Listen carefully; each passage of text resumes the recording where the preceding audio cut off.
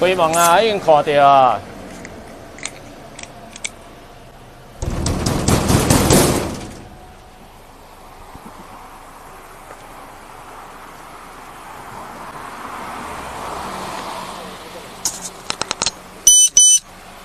为什么你从那间走出来？叫他开门。里面有人啊，我知道。叫他开门。我刚刚看到里面至少还有2个人。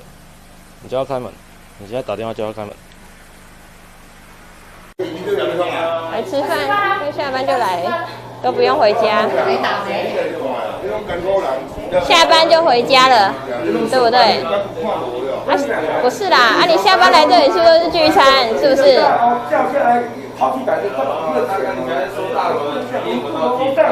你这边就不是这样子啊，你们就是在这里聚餐啊。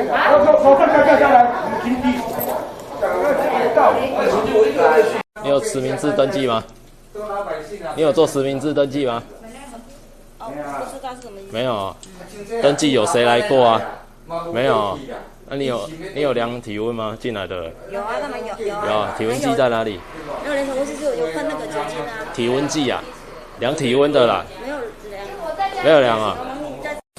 Hello， 先生，先生，来，出来，临检啊！